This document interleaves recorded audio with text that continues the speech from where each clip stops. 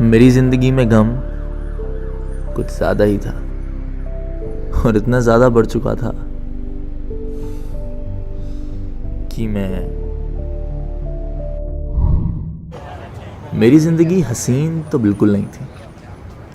हसीन होती तो मैं मरना ही क्यों चाहता।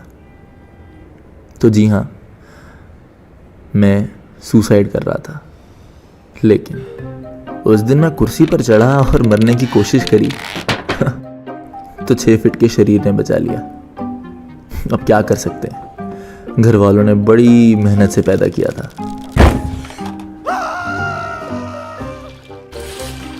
फिर मैंने सोचा क्यों ना करंट से मरा जाए। टोस्टर पानी में डालूंगा और काम तमाम।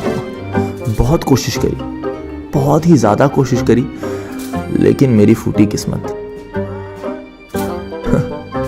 और सीधा कचरे के ढेर में। आप देख ही सकते हैं। फिर मैंने सोचा पड़पड़गंज के झब्बू के नाले से छलांग मारता हूं। जहरीली मछलियां भी थी, तो मैं बिना कुछ सोचे समझे कूद गया। मुझे बराबर मालूम था कि मेरी किस्मत बहुत खराब है, लेकिन इतनी खराब है इसका मुझे कोई अंदाजा नहीं था। और खराब क्यों है ये आप देख ही सकते हैं।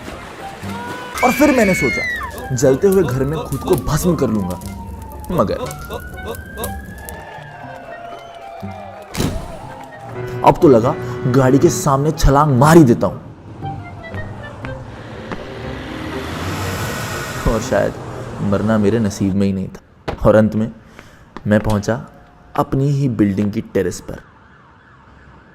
एक लंबी सांस भरी और कूदने को तैयार।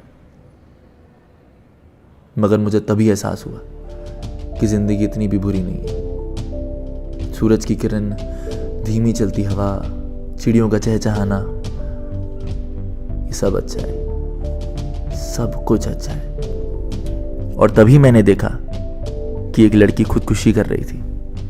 दिखने में तो सुंदर थी, लेकिन वो खुदकुशी क्यों कर रही थी? उसने ज्यादा सोचा नहीं और वो कूद गई। मैं भी घबरा गया और उसके साथ साथ उसको बचाने के चक्कर में मैं भी कूद गया। उसे बचाने के लिए जब हाथ थामा